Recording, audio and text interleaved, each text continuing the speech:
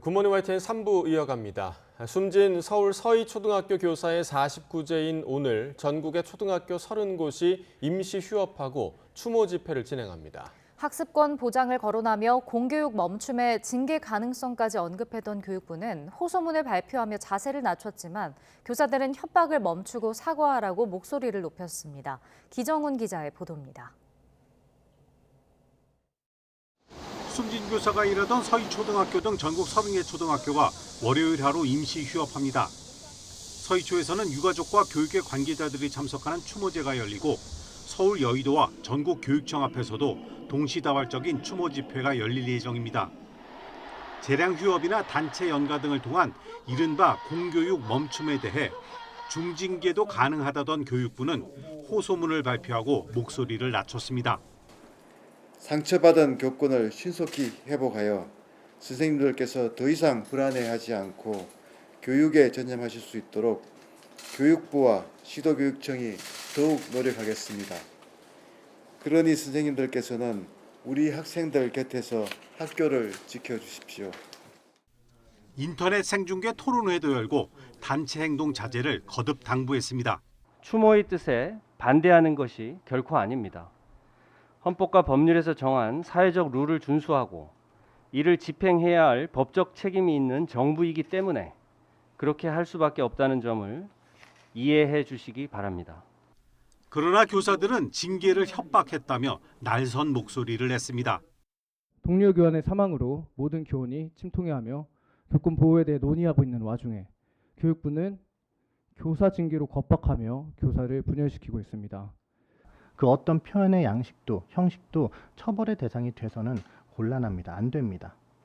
지금 선생님들은 위협을 받을 때가 아니라 보호를 받아야 될 때입니다. 교육부는 교사들이 무분별하게 아동학대로 신고되는 상황을 개선하기 위해 법무부와 공동전담팀을 만들겠다는 등 추가 대책을 꺼내들었지만 교사들이 자제 요청에 얼마나 호응할지는 미지수입니다. YTN 기정훈입니다. 쌍방울 대북 송금 의혹과 관련해 더불어민주당 이재명 대표의 오늘 소환 조사가 또 불발되면서 검찰의 향후 전략에 관심이 쏠립니다. 사법 방해 의혹으로 함께 소환을 통보받은 박찬대, 천준호 두 친명계 의원 조사 역시 무산될 것으로 보입니다. 김태원 기자입니다. 검찰은 앞서 민주당 이재명 대표에게 오늘 출석해 쌍방울 대북 송금 의혹에 대한 조사를 받으라고 요구했습니다.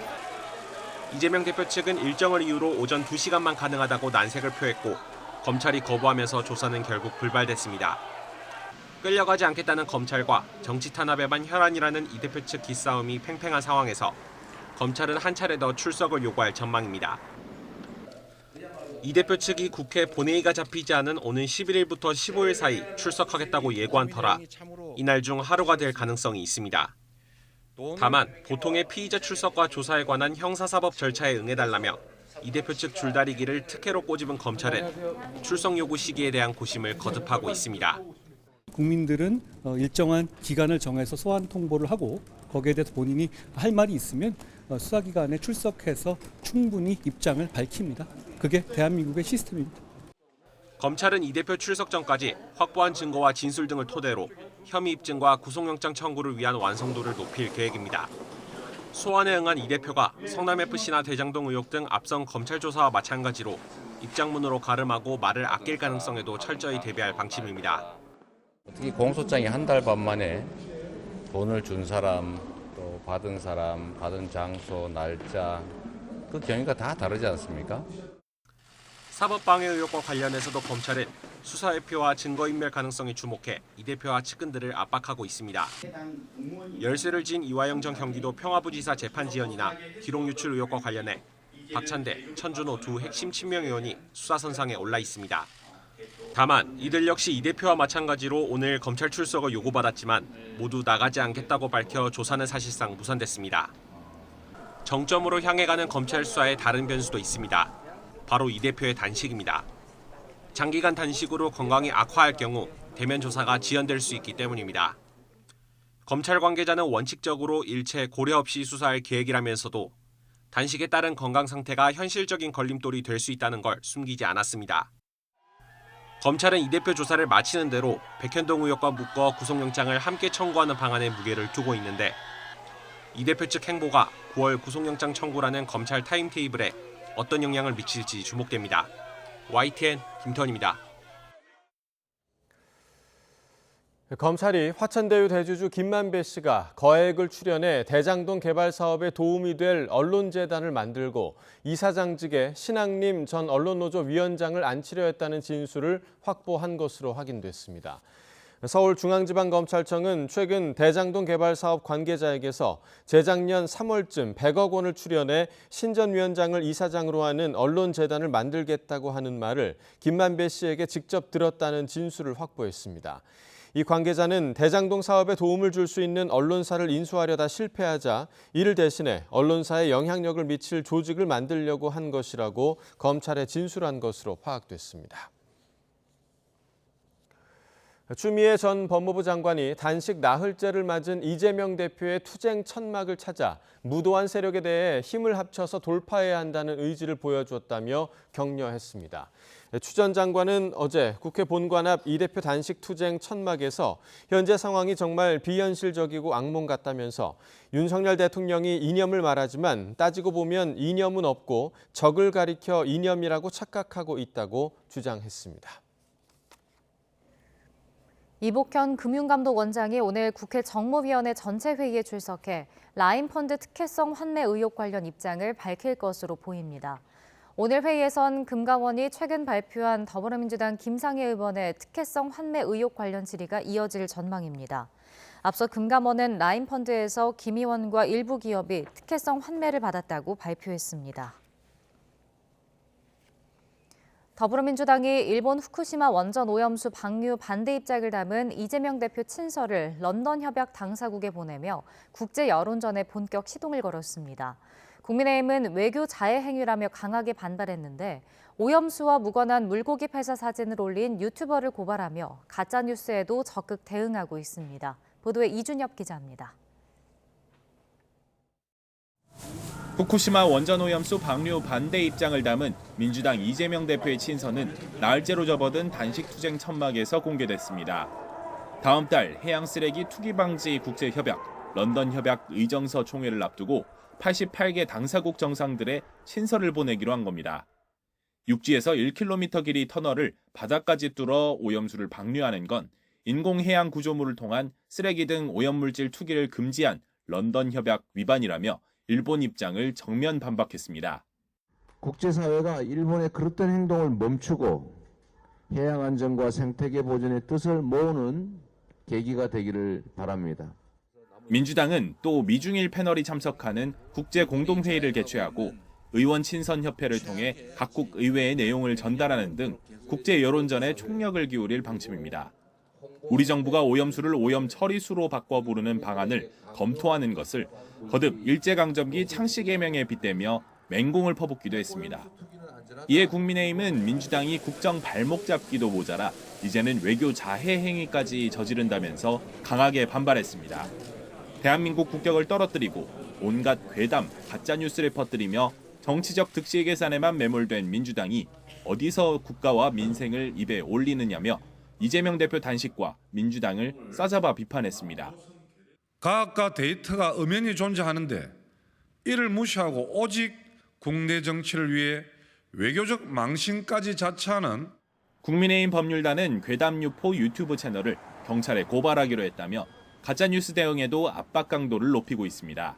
해당 유튜브 영상은 후쿠시마 오염수로 인한 현재 일본 바다 상황이라며 우리 정부가 이를 숨기고 있다고까지 주장했는데 영상에 나온 정어리 집단 폐사 사건은 지난 2월 일본 니가타현 해안 인근에서 일어난 것으로 오염수와 전혀 무관하다는 게 법률단 설명입니다. 후쿠시마 오염수 문제를 놓고 치열한 공방을 벌이던 여야가 법적 대응에 적극 나서며 장기전을 준비하는 모습입니다. 4월을 건 여론전도 이번 정기국회 내내 국회 안팎을 뜨겁게 달굴 전망입니다. YTN 이준엽입니다. 일본 후쿠시마 원전 오염수 방류 문제를 둘러싼 정치권 공방이 거센 가운데 윤석열 대통령은 수산물 소비에 앞장서고 있습니다.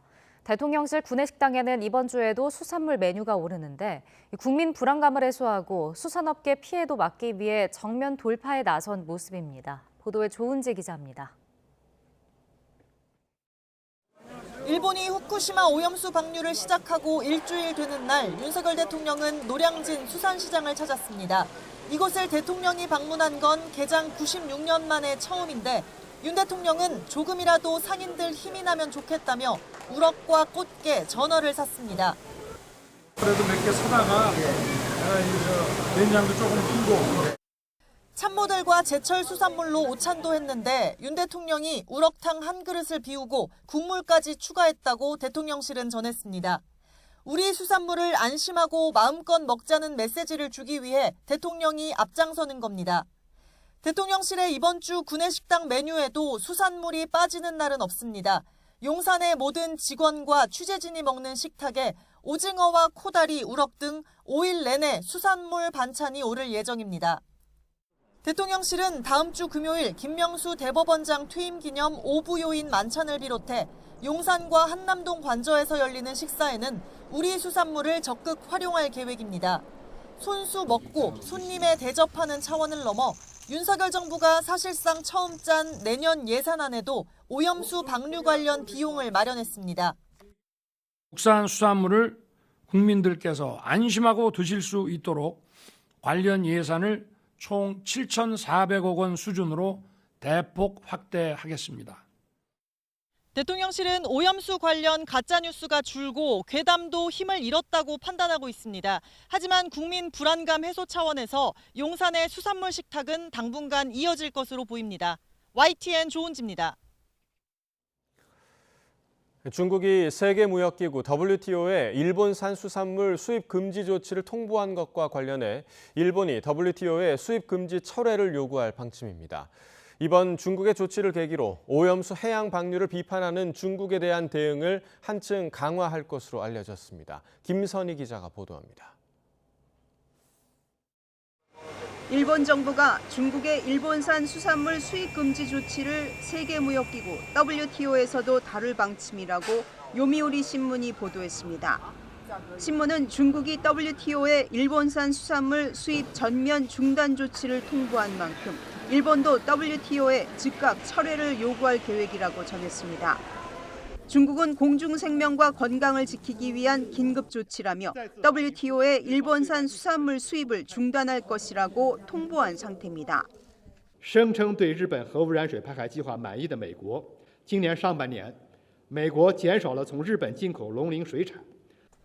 일본 정부는 중국이 WTO에 수입 금지 조치를 통보한 것을 계기로 중국에 대한 대응을 한층 강화하는 모양새입니다. 중국의 비판에 대해 과학적 근거에 기반하지 않는 주장이라며 강력한 대응 의지를 밝혔습니다. 我が国は WTO の場でも問題提起をしてきております。今回の措置についても引き続き WTO の枠組み等の下で必要な対応を行ってまいります。 일본 외무성은 우선 후쿠시마 오염수에 대한 중국의 주장을 반박하는 성명을 발표했습니다. 제1중국대사관이 홈페이지에 게시한 글에 대해 부적절한 표현을 사용하지 말라고 요구했습니다. 중국 대사관 게시글은 일본이 공표하는 방사성 물질 측정 정보는 허위 보고가 많았던 도쿄전력이 하고 있어 진실성이 의심된다고 지적했습니다. 또 국제원자력기구 IAEA를 방패 삼아 IAEA 틀 안에서만 모니터링하고 있어 투명성이 부족하다고 꼬집었습니다. 일본 외무성은 도쿄전력의 신뢰성 지적에 대해 IAEA의 평가를 받고 있고 중국 전문가도 참여한다며 조목조목 반박했습니다. 후쿠시마 오염수 방류와 관련해 중국의 반발이 갈수록 거세지는 가운데 이에 저항하는 일본의 공격 수위도 한층 높아지고 있습니다. YTN 김선입니다. 미국이 중국 견제를 위해 베트남과 급속한 밀착을 시도하고 있습니다. 오는 10일 바이든 대통령의 베트남 방문을 계기로 경제 안보에서 두 나라 관계를 단번에 2단계 격상시켜 최고 수준으로 끌어올릴 것으로 전해졌습니다. 이종수 기자입니다. 바이든 대통령이 오는 10일 베트남을 방문해 응위엔 푸총 베트남 공산당 서기장을 만날 예정입니다. As the United States looks to deepen our ties with the region, Vietnam is going to be a key partner. And so the deliverables that will be announced as part of this visit will reflect both the breadth and also the depth of that relationship. 바이든 대통령은 회담을 통해 베트남과의 외교 관계를 최고 수준인 포괄적 전략적 동반자로 격상시킬 예정이라고 워싱턴 포스트가 보도했습니다.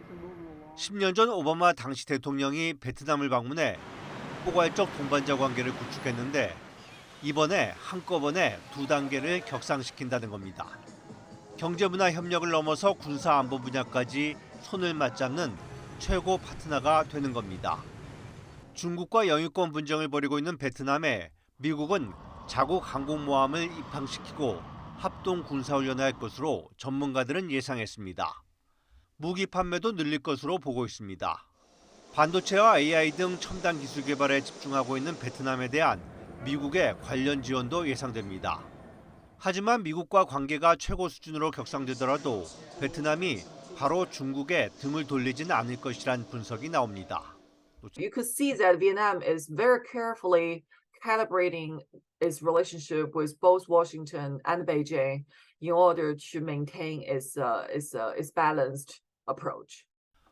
왕이 중국 공산당 중앙정치국 위원 겸 외교부장은 미국을 겨냥해 역외 세력의 남중국해 평화 파괴 시도는 실현되지 않을 것이라면서 베트남 등 아세안 국가들과 협력해 남중국해를 평화, 우정, 협력의 바다로 만들 것이라고 강조하기도 했습니다. YTN 이종수입니다. 최근 중국을 방문한 지나 러몬도 미 상무장관이 CNN 방송에 출연해 미국은 중국에 대한 채찍을 가지고 있으며 필요하다면 언제든 사용할 준비가 돼 있다고 말했습니다. 그러면서 중국도 미국이 다양한 수단을 가지고 있다는 것을 인지하고 있으며 상무부의 경우 수출 통제와 관세 등이 그러한 채찍이며 필요하다면 언제든 사용할 준비가 돼 있다고 강조했습니다. 최근 자신을 포함한 미국 정부 고위 인사들과 기관들의 이메일 계정이 중국 해커들에게 공격받은 데 대해선 중국 측에 매우 분명하고 직접적이며 단호하게 말했다고 강조했습니다. 엘리자베스 살몬 유엔 북한 인권 특별 보고관이 오늘부터 12일까지 우리나라를 방문합니다. 외교부는 살몬 특별 보고관이 방한 기간 외교부, 통일부, 법무부 등 정부 부처 인사와 시민사회 관계자, 탈북민들을 면담할 예정이라고 밝혔습니다. 살몬 특별 보고관은 오는 12일 오후 한국프레스센터에서 기자회견을 진행하고 이번 방한 결과를 바탕으로 다음 달 유엔 총회에서 북한 인권 상황에 대한 보고서를 제출할 예정입니다. 술에 취해 경찰의 보호 조치를 받았던 남성이 경찰이 떠난 지 40분 만에 차에 치여 숨졌습니다. 경찰은 취객의 요구에 따라 인근 지하철역에 데려다 줬고 할 수 있는 조치를 다했다는 입장인데 유족은 경찰의 대응이 충분하지 않았다며 강하게 항의하고 있습니다. 보도에 박정현 기자입니다. 지난달 13일 새벽 경기도 오산, 소방차와 경찰차가 식당 앞에 줄지어 서 있습니다. 조금 뒤 비틀거리는 남성이 경찰의 부축을 받으며 순찰차에 오릅니다. 술에 취한 남성이 쓰러져 있다는 신고를 받고 지구대 경찰관들이 출동한 장면입니다. 경찰관들은 남성의 요청에 따라 순찰차로 오산역 인근까지 데려가서 내려준 뒤 철수했습니다. 하지만 이후로도 일대를 배회하던 남성은 인근 버스 환승센터로 들어왔고 이곳 버스 진입로에 누워 있다가 들어오던 고속버스에 깔렸습니다. 머리 부분을 크게 다친 남성은 병원으로 이송되는 과정에서 결국 숨졌습니다. 버스 운전자는 한밤중이라 어두워서 사람이 있는 줄 몰랐다고 진술했습니다. 경찰이 떠나고 40여 분 만에 벌어진 사고. 당시 출동했던 경찰관들은 남성에게 주소를 수차례 물어봤지만 알려주지 않았고 119 구급대와 함께 남성의 상태를 종합적으로 확인한 결과 혼자 집에 갈 수 있다고 판단해 해산했다고 설명했습니다. 경기 오산경찰서도 현장 경찰이 매뉴얼에 따라 할 수 있는 조치를 충분히 했다며 중대한 과실은 없다고 봐서 징계는 검토하고 있지 않다고 밝혔습니다. 그러나 유족들은 술이 깰 때까지 파출소나 지구대에서 보호하거나 최소한 가족에게 연락해줄 수는 없었던 거냐며 분노합니다.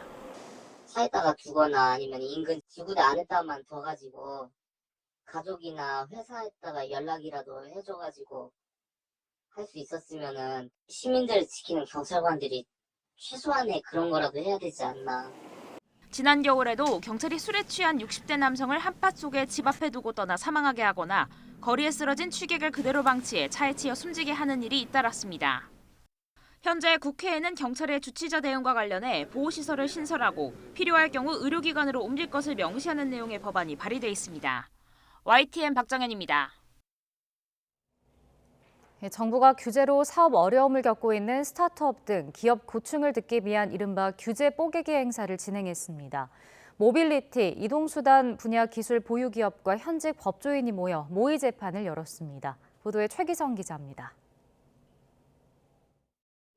피고인 역할을 맡은 현직 기업 대표들이 가상법정에 섰습니다.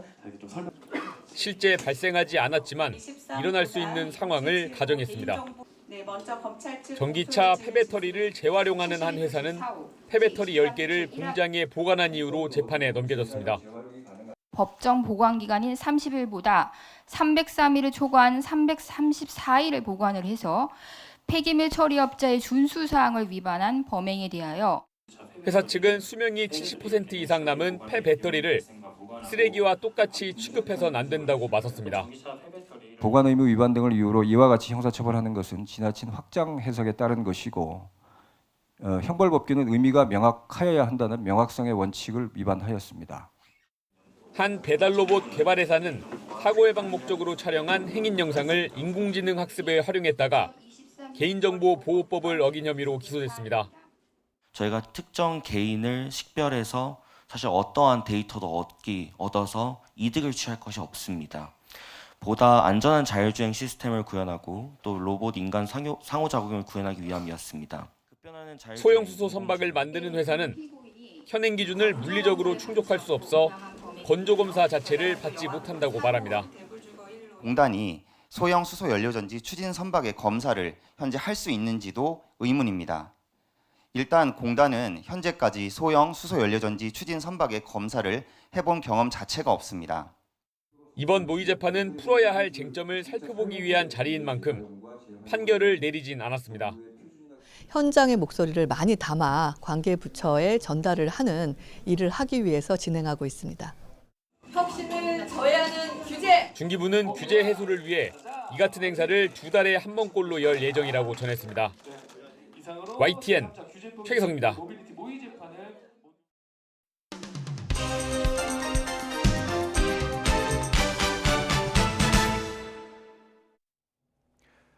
(9월 4일) 월요일 굿모닝 브리핑 시작합니다. 오늘 처음 볼 기사는 중앙일보 1면입니다. 마약 문제를 다루고 있는 기사인데 제목을 보면 사실상 공급책이 된 병원이라고 쓰여 있는 걸 확인할 수 있습니다. 최근 마약을 투약한 후 고가 차량을 운전하다 큰 사고를 낸 신모 씨가 약을 처방받은 A 의원의 자료가 그래픽으로 아래쪽에 담겨 있는데요.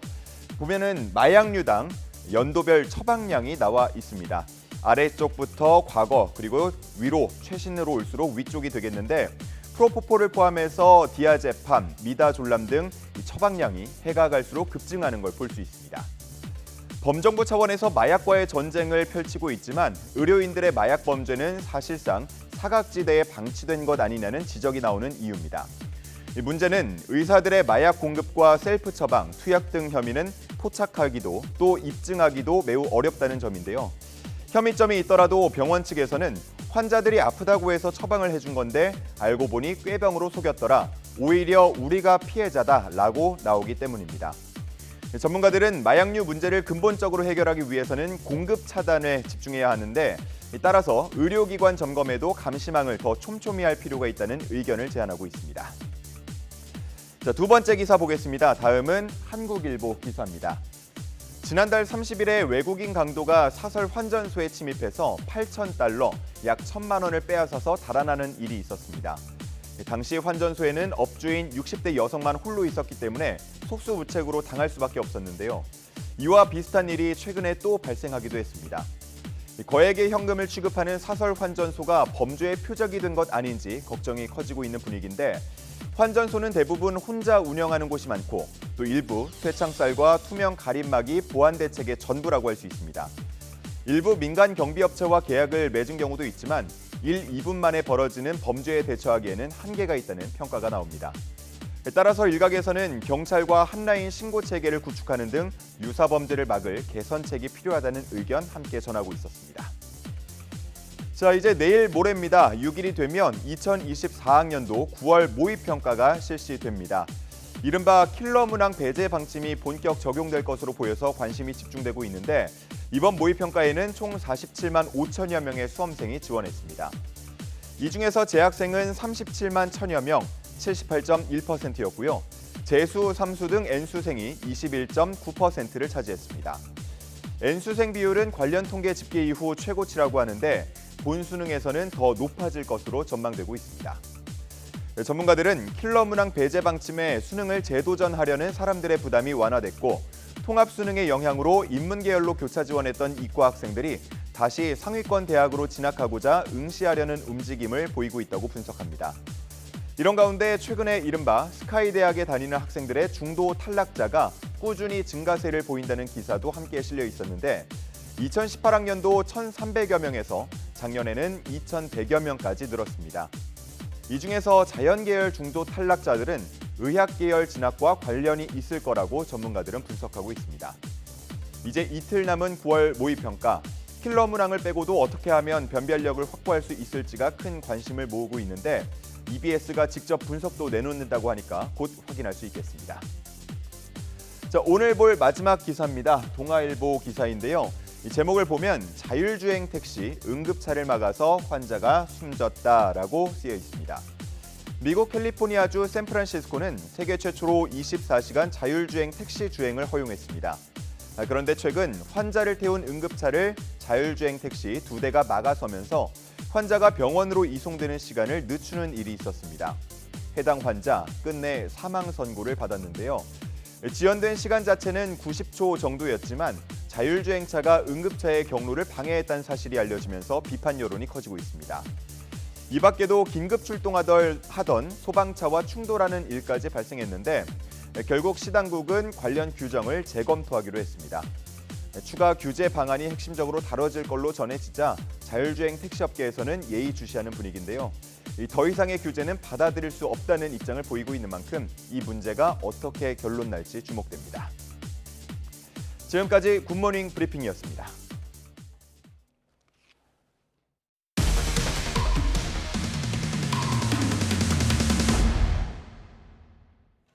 처음 간 금융기관에 36년 동안 내 주민등록번호로 된 계좌가 있었다면 얼마나 황당할까요? 충남 서산의 한 새마을금고에서 실제로 일어난 일입니다.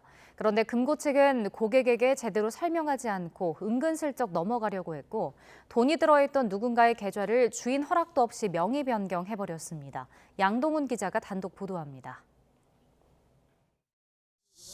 적금 통장을 만들기 위해 충남 서산에 있는 새마을금고를 찾아간 이모 씨.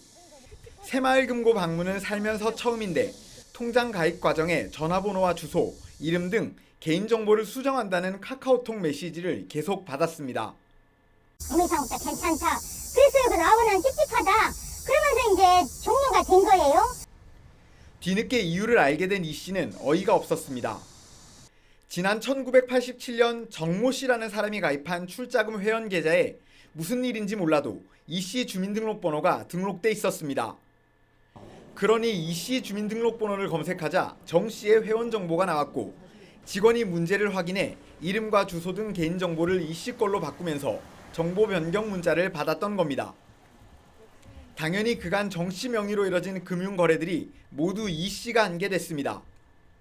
이번에 새마을금고를 처음 방문한 이 씨는 갑자기 1987년에 출자금 통장에 가입한 장기 고객이 돼버렸습니다. 황당한 일은 더 있었습니다. 새마을금고는 정 씨 출자금 통장에 들어있던 돈을 주인 허락도 없이 이 씨 명의로 바꿔버렸습니다. 이 씨 측이 계속 추궁하기 전까지 무슨 일이 벌어졌는지 제대로 몰랐다며 직원에게 책임을 돌렸습니다. 새마을금고 관계자는 금융실명제가 도입되기 전에 만든 통장이라 이름이나 주민등록번호가 잘못 적힌 거로 보인다며 직원이 정 씨와 이 씨가 동일인일 거라 생각해 버린 실수라고 해명했습니다. 하지만 이 씨는 창구에 앉아있던 본인에게 몇 마디 질문만 해봤어도 이런 일은 없었을 거라며 답답해했습니다. 생각할수록 그 새마을금고 그분들이 너무 많이 한 거예요. 고객 관리를 그런 식으로 해서 어떻게 부부가 운영이 되나 싶은 생각도 들고. 이 씨는 새마을금고 측의 해명을 고지고대로 믿지 못하겠다며 자신도 모르는 금융 피해가 있었는지 직접 확인하기 위해 신용정보조회를 요청할 계획입니다. YTN 양동훈입니다.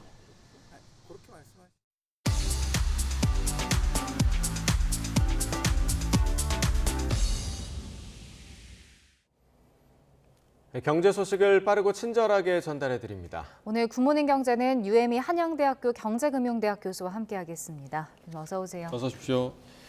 자, 우리나라 제조업 부진이 지금 이어지고 있는데 특히 그 대기업 생산이 8년 만에 가장 긴 기간 동안 최대폭으로 줄어들었습니다. 이게 좀 어떤 의미가 있다고 해석할 수 있을까요? 예, 대기업의 이제 부진이 계속되고 있다는 얘기인데요. 예. 이 대기업 부문은 사실 우리 경제에서 차지하는 비중이 여러모로 높습니다. 생산에 있어서도 그 비중이 높기도 하고요. 그다음 고용, 특히 청년층 고용에 있어서도 그 비중이 상당히 높거든요. 예. 그런데 대기업 부진이 계속되고 있다는 것은 결국 우리나라 생산이 이제 회복이 되거나 아니면 경기가 회복되는 데 좀 걸림돌로 작용하고 있다는 부분일 수도 있고요. 그리고 가뜩이나 요새 청년층이 이제 취업이 어렵지 않습니까? 근데 대기업이 청년층에 이제 일자리를 창출하는 데 굉장히 이제 강점이 있는 것으로 알려져 있는데 이 대기업이 부진이 계속되면서 청년층의 일자리도 그렇게 많이 만들어지고 있지 않아서 여러모로 이제 문제가 되고 있습니다. 지금 뭐 우리뿐 아니라 경제 강국 독일도 상황이 좀 좋지 않은 것 같더라고요. G7 국가 중에 올해 유일하게 역성장 위기에 놓였는데 이게 원인이 뭐였나요? 여러 가지 이제 원인이 있는데요. 이 독일이 G7 국가 중에서 유일하게 이제 역성장을 계속을 하고 있고 올해도 이제 경제 성장률이 마이너스 0.3%가 될 것으로 이제 세계 기구에서 이제 전망을 하고 있는데요. 크게 세 가지 이유를 볼 수가 있습니다. 일단 첫 번째는 이 에너지 집약 산업이 큰 타격을 입은 것인데요. 이것은 러시아 우크라이나 전쟁으로 사실은 이제 독일이 러시아에 천연가스를 이제 수입하는 그런 비중이 굉장히 컸었거든요. 근데 이 전쟁 때문에 천연가스 가격이 급등하다 보니까 이렇게 천연가스와 같이 이제 에너지를 집약적으로 사용하는 산업, 화학이나 금속 같은 산업이 굉장히 큰 타격을 받았습니다. 두 번째는 물가 상승률이 워낙에 높다 보니까 전 세계적으로 이제 고금리가 계속됐지 않습니까? 독일도 마찬가지인데요. 이 고금리 기조 하에서 여러 가지 이제 투자나 생산 활동이 위축된 건데요. 특히 이제 독일은 제조업의 비중이 굉장히 높습니다. 전체 산업에서 한 20% 이상을 차지하고 있는데요. 네. 선진국 중에서는 상당히 비중이 높은 편이라고 볼 수가 있고요. 근데 제조업이라는 것이 자본이 굉장히 집약적인 산업이다 보니까 금리가 높아지면 이런 자본을 사용하는데 비용이 높게 들지 않습니까? 그래서 이제 제조업이 이제 강한 이 독일이 고금리의 타격을 좀 더 많이 받았다고 할 수가 있고요. 마지막으로 이제 이 독일이 한국과 같이 수출의 비중이 굉장히 큰 나라입니다. 근데 특히 대중 수출의 비중이 높거든요. 그래서 지난 한 7, 8년간 중국과의 교역 비중이 거의 이제 최고였는데 이 중국으로의 수출이 아무래도 중국 경제가 침체되다 보니까 빨리 회복이 되지 않아서 이것 때문에도 중국 경제가 지금 역성장을 지속하고 있는 그런 배경으로 꼽히고 있습니다. 네. 지금 뭐 말씀해 주신 것처럼 독일이 이제 제조업 또 대중 수출의 비중이 높다 이런 점은 사실 우리나라 경제 구조와 굉장히 좀 비슷하다고 좀 생각이 드는데 그렇다면 이번 그 독일의 사례를 우리나라가 좀 반면 교사로 삼을 필요가 있지 않나 이런 생각도 좀 들거든요. 그렇습니다. 이 독일도 그래서 지금 현재와 같은 난국을 타개하기 위해서 첨단 산업에 대한 투자를 굉장히 이제 적극적으로 하고 있습니다. 독일은 전반적으로 제조업의 비중이 높은데 첨단 산업, 뭐 반도체라든지 뭐 이런 부분에서는 사실은 산업 경쟁력이 좀 약한 편이고요. 그다음에 자동차도 전통적인 자동차 생산 강국이긴 했지만 이 전기 자동차로 넘어가는 시점에 이 부분에 대한 투자를 조금 덜한 측면이 있어서 이런 첨단 산업에서의 기술력이 좀 약한 부분이 있거든요. 그래서 이런 부분에 집중적으로 투자를 함으로써 현재 난국을 타개하려고 하고 있는데 한국은 그나마 이제 반도체에 대한 경쟁력이 굉장히 높고 전기 자동차 부분에 있어서도 경쟁력이 높은 편이거든요. 독일보다는 상황이 조금 낫다고 볼 수 있지만 아무래도 대중 수출 의존도가 좀 높다는 점, 그다음 제조업 비중이 높다는 점과 같은 그런 독일과 비슷한 점을 보면 아무래도 그 부분에서 경제적인 타격이 있기 때문에 첨단 산업에 대한 기술 투자를 계속함으로써 독일과는 조금 이제 다르게 더 앞으로 성장을 조금 촉진시킬 수 있는 그런 정책이라든지 아니면 산업적인 그런 지원이 필요할 것으로 생각이 됩니다. 네. 뭐 독일보다는 우리 상황이 조금 낫다곤 하지만 우리나라 반도체 분야 부진도 계속해서 이어지고 있잖아요. 비메모리 분야에서 한국이 반도체 주요국 중에 최하위를 기록했다고요. 예, 그렇습니다. 우리나라 이제 반도체 강국이라고 하지만 이제 반도체 중에서도 메모리 반도체 강국이라고 볼 수가 있습니다. 그런데 전 세계 이제 반도체를 보면 메모리와 비메모리 혹은 메모리와 이제 시스템 반도체를 나눴을 때 이 시스템 반도체가 전체 이제 반도체 시장에서 한 70% 정도 차지를 하고 메모리 반도체는 30% 정도라고 하거든요. 근데 우리나라는 이제 비메모리 분야에서는 조금 이제 경쟁력이 약한 편이라고 볼 수 있습니다. 이 비메모리 반도체는 이제 공정이 이제 여러 가지가 있을 텐데요. 우리는 위탁 생산, 즉 파운드리 부분에서 그나마 조금 이제 시장 점유율이 높은 편인데 2022년 기준으로 봤을 때 이 비메모리 반도체 세계 시장 점유율은 미국이 압도적으로 1위입니다. 54.5%인데요. 한국은 3.3%입니다. 근데 이게 이제 유럽, 타이완, 일본, 중국에 이제 뒤이어서 이제 한국 3.3%로 주요국 중에서는 최하위라고 볼 수가 있고요. 일본에 비해서는 3분의 1 수준, 그다음 중국에 비해서는 2분의 1 수준이기 때문에 이 비메모리 반도체 부분에서의 좀 시장 점유율을 높일 수 있도록 굉장히 적극적인 투자가 필요한 시점이라고 볼 수가 있겠습니다. 네.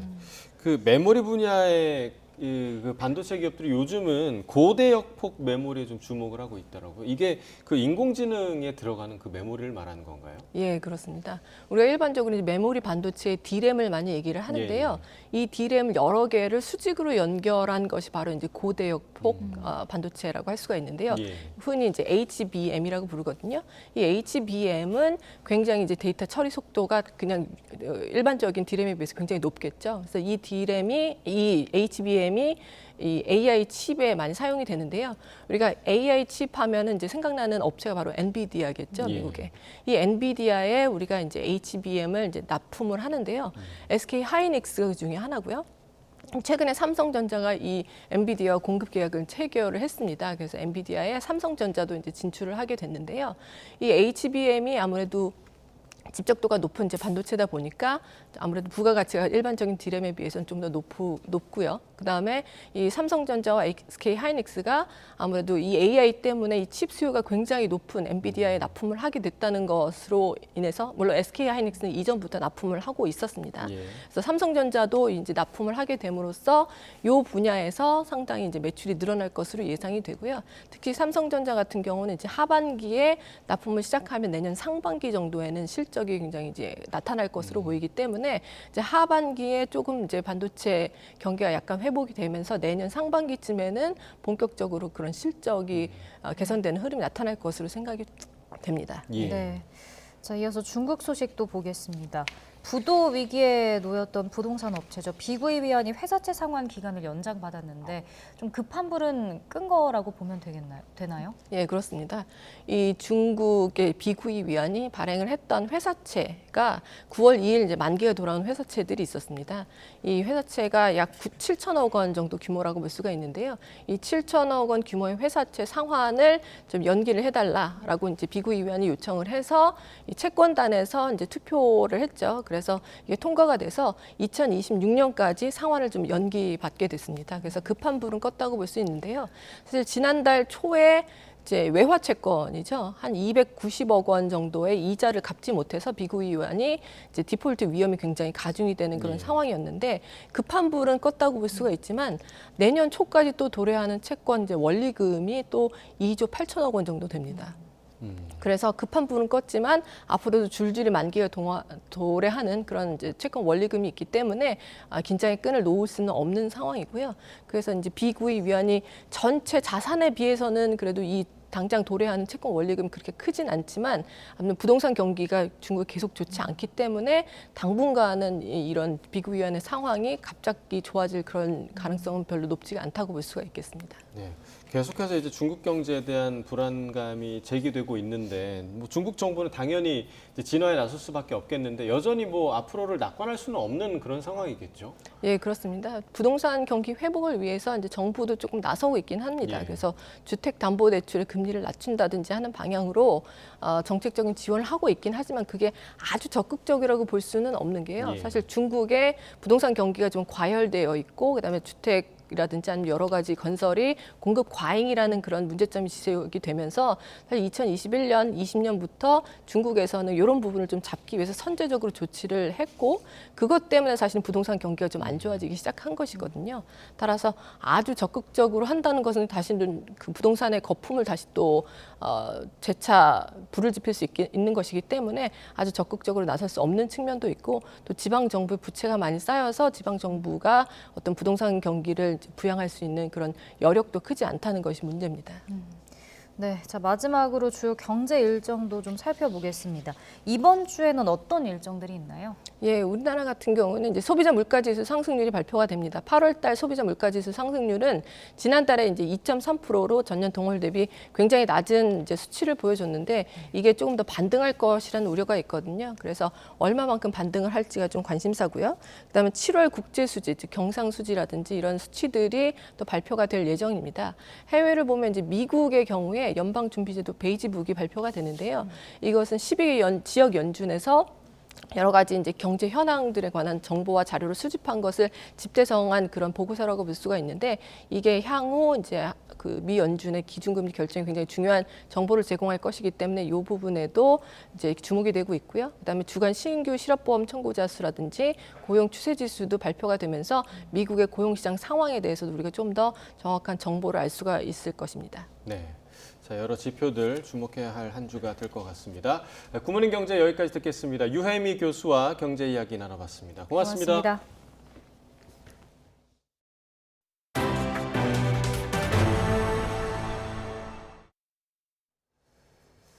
술에 취해 출동한 구급대원을 폭행하는 사건이 매년 200건 정도씩 발생하고 있습니다. 지난해 심신미약 감경을 받을 수 없도록 하는 특례 조항이 생겼지만 폭행당하는 구급대원은 좀처럼 줄지 않고 있는데 방호복을 챙겨 입거나 피하는 수밖에 없다고 합니다. 유세연 기자가 보도합니다.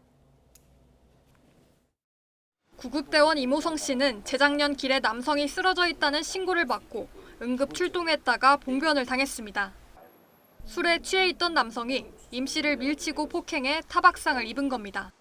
아이 나 자는데 왜 깨워? 이렇게 하면서 팔을 휘두르시고 저희한테 못 오게 하려고 하는 행위를 하시다가 저희가 이제 피처 그걸 보지 못하고 신체를 맞는. 지난해 2월 광주광역시에서도 만취 상태로 길거리에 누워있다가 이송되던 남성이 구급대원을 마구 때리는 일이 발생했습니다.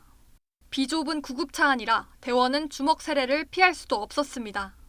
이처럼 출동한 구급대원을 폭행하는 사건은 2019년부터 해마다 200건 정도씩 발생했는데 특히 지난해에는 300건에 육박했습니다. 일선에서는 피해가 크지 않은 경우엔 그냥 넘어가는 경우도 많아서 실제 규모는 더 클 것으로 추정됩니다. 직접적으로 막 출혈이 많이 심하다든지 뭐 정말로 저희가 의식을 잃을 정도의 그런 일상적인 그런 폭행, 정말 진짜 폭행이라고 하는 종류가 아니면 거의 그냥 저희가 이해할 수 있는 선에서는 많이 이해하는. 특히 가해자 10명 중 8명 이상은 음주 상태에서 구급대원을 폭행한 것으로 드러났습니다. 그래서 지난해 1월엔 술에 취해 소방공무원의 활동을 방해하면 형을 감경하지 않을 수 있게 법률도 개정했지만 구급대원 폭행은 좀처럼 줄지 않고 있습니다. 결국 대원들은 신고 내용에 주치자라는 언급이 있으면 미리 방호복을 입거나 카메라를 챙기는 등 스스로를 지켜야 하는 현실입니다. 소방당국도 구급차에 CCTV를 설치하고 피해 입은 대원은 법적으로 지원하고 있지만 폭행이 벌어지고 난 뒤 수습하는 것에 불과합니다. 상을 당했을 때 이제 구급대원의 어떤 인력에 대한 부분들의 결손이 생기는 부분들, 사실상 국민들이 누려야 되는 이런 구급 서비스에 상당한 좀 이제 장애물로 작용을 할 수가 있기 때문에 구급대원의 안전을 확보하고 또 안전하게 이 구급 활동들을 할 수 있게끔. 타인의 생명을 구하는 구급대원들이 오히려 안전을 위협받는 일이 없도록 지원하고 보호할 대책 마련이 시급해 보입니다. YTN 유서연입니다. 국내 조선업이 긴 불황 끝에 다시 도약하고 있지만 한편으로는 현장을 지킬 노동자를 찾지 못해서 소가리를 하고 있습니다. 이런 위기를 극복하고자 업체와 구직자들을 맺어주는 박람회가 열렸습니다. 보도에 오태인 기자입니다. 대형 조선소와 협력업체가 밀집한 울산 동구에 있는 체육관. 실내에 조선소 협력업체 채용 부스가 마련됐습니다. 3년치 일감을 확보하고도 일할 사람이 없어 건조의 차질을 빚자 기업이 직접 구직자를 찾아 나선 겁니다. 일자리가 절박한 구직자와 일할 사람을 찾는 기업들이 진지하게 면접을 이어갑니다. 평소에 이제 좀 전기 쪽, 이제 이런 생산 쪽에 관심이 많았었는데, 근데 막상 또 이렇게 좋은 기회가 와서 이렇게 기회가 또 열렸으니까 그래서 이제 관심이 있어서 찾아뵙게 되었습니다. 이번 조선업 지역 박람회에 참가한 업체는 HD 현대중공업과 현대미포조선 사내협력사 36곳, 구직자 340여 명이 면접에 참여했고 이 가운데 120여 명이 새로운 일자리를 찾았습니다. 울산에서 새롭게 시작하는 노동자들을 위해 자치단체도 정주 여건 개선 등 다양한 지원책을 마련했습니다. 주거 문제를 위해서 25만 원을 지원하고 있지만은 직접 청년주택을 마련해서 많은 청년들이 함께 일할 수 있는 그런 환경을 만들 생각하고 있고요. 또 기업과도 협력해서 전반적인 임금과 복지의 어떤 질을 높이기 위한 대책을 강구하고 있습니다. 긴 불황의 터널을 뚫고 나왔지만 일할 사람을 찾지 못해 도약에 발목을 잡힌 조선업. 박람회를 계기로 인력 문제 해결에 물꼬를 틀 수 있을지 주목됩니다. YTN 오태인입니다. 최근 주춤하고 있지만 꼴찌에서 2위까지 치고 올라간 KT 위즈의 힘은 무엇보다 강한 마운드입니다. 특히 승리를 지키는 마무리 투수 김재윤의 활약이 눈부신데요. 이지은 기자가 만나봤습니다. 지난 봄 최하위에서 어느새 선두 LG를 위협하고 있는 KT 위즈. 무섭기까지 한 KT의 상승세를 뒷받침하는 건 강한 투수진입니다. 선발뿐 아니라 홀드 1위 박영영과 4년 연속 20세이브 기록을 세운 마무리 김재윤이 든든하게 버티고 있습니다. 워낙 배울 점도 많은 친구고 앞에서 또 잘 던져주면은 뒤에서 제가 던질 때도 또 그런 시너지 효과도 나는 것 같고. 마이너리그에서 힘든 시절을 보내고 포수에서 투수로 새롭게 시작한 야구 인생. 저는 되게 포수를 되게 의지를 많이 하고 되게 많이 믿고 가는 편인 것 같아요. 그래서 제가 해봤기 때문에.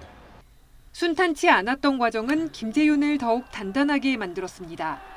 한 번씩 좀 안 될 때 옛날 생각도 좀 하게 되고 옛날에 이렇게 했었는데 지금 이제 이 정도로 무너지면 안 된다.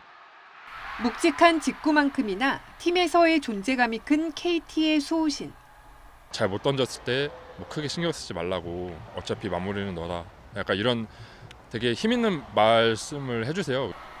시즌 뒤 생애 첫 FA 자격을 얻게 되는 김재윤은 팀의 우승을 꿈꾸며 한결같은 모습으로 마운드를 지키고 있습니다.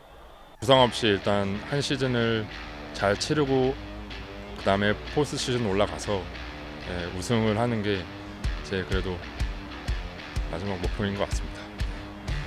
KT 위즈 화이팅! YTN 이지은입니다. 프로축구 K리그1 광주FC가 8년 만에 선두 울산을 꺾고 9개인 연속 무패 행진을 달렸습니다. 광주는 울산 원정에서 전후반 하승훈과 백하의 연속골로 2대0으로 이기고 팀의 1부 리그 역대 최다 승인 12승째를 거두며 3위 돌풍을 이어갔습니다. 제주는 전북과 득점 없이 비겼습니다.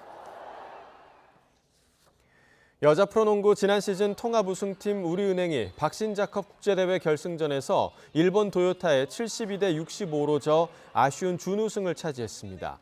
우리은행은 에이스 김단비가 양팀 선수 중 가장 많은 22점을 넣었고 박지현이 15점 8리바운드로 활약했지만 단 6명의 선수로 경기를 치러 후반 체력 열세를 극복하지 못했습니다.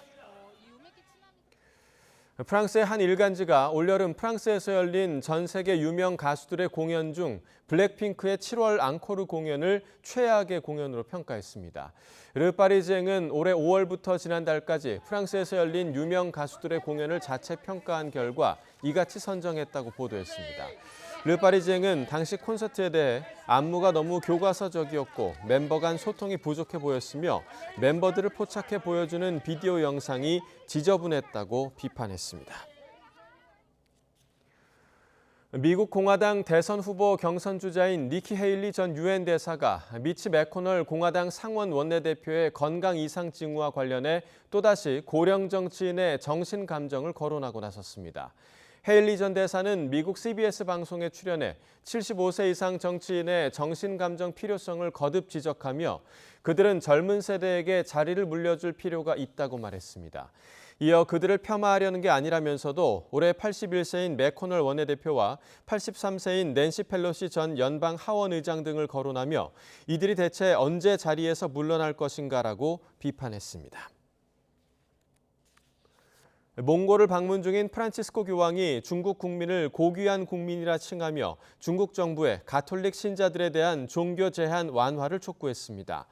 교황은 몽골 수도 울란바토르 스텝 아레나 경기장에서 열린 미사에서 중국 가톨릭 신자들에게 좋은 크리스천이자 좋은 시민이 되기를 바란다고 강조했습니다. 로이터 통신은 교황의 이러한 발언들이 가톨릭 신자에 대한 종교 제한 완화를 중국 정부에 촉구한 것이라고 설명했습니다. 월요일 출근길 서울은 밤사이 내리던 비가 그치고 하늘빛만 흐린 상태입니다. 대기 중에 습도가 높아서 아침 공기도 다소 후텁지근한데요. 지금은 경기 북부와 강원 북부에 산발적인 비가 내리고 있는데 이 비는 오전 중에 모두 잦아들겠습니다. 하지만 오후부터 대기 불안정이 심해지면서 내륙 곳곳에 요란한 소나기가 쏟아질 수 있겠습니다. 일부 지역에서는 시간당 30mm 안팎의 매우 강한 소나기가 예상되니까요. 외출하실 때에는 기습 소나기에 대비해 우산 챙겨주시기 바랍니다. 현재 레이더 화면을 살펴보도록 하겠습니다. 경기 북부와 강원 북부에 비구름이 분포해 있는데요. 전 시간대보다 비구름이 약해지면서 빗줄기도 다소 가늘어진 모습입니다. 앞으로 경기 북동부와 영서 북부에 10에서 60mm의 비가 내린 뒤 오전에는 모두 그치겠습니다. 하지만 동풍의 영향을 받는 동해안과 제주도는 저녁까지 10에서 40mm의 비가 오락가락 이어지겠고요. 내륙 곳곳으로는 오후 한때 5에서 40mm의 소나기가 지나는 곳이 있겠습니다. 현재 비가 내리지 않는 내륙 지역은 하늘빛이 다소 흐리기만 합니다. 기온을 살펴보면 서울은 24.4도, 광주 23.8도, 대구는 23.6도 등 어제와 비슷하거나 조금 높게 출발하고 있는데요. 낮 동안에도 기온이 어제만큼 오르겠고요. 서울 29도, 대전 30도, 전주와 대구 31도, 광주 32도로 후텁지근하겠습니다. 한 주간 아침에는 선선하겠지만 낮에는 늦더위가 남아있어서 일교차가 크게 벌어지겠고요. 동해안 지역은 수요일인 모레까지 가끔 비가 내릴 전망입니다. 오늘도 남해안과 제주도 해안에는 너울성 파도가 높게 일겠습니다. 또한 영남 해안은 오후부터 순간 풍속 초속 15m 이상의 강풍도 예상되니까요. 해안가 안전사고에 각별히 주의해 주시기 바랍니다. 지금까지 YTN 홍나실입니다. 네, 이상으로 월요일 굿모닝 YTN 마칩니다. 잠시 후 뉴스라이더가 방송됩니다. 시청해주신 여러분 고맙습니다.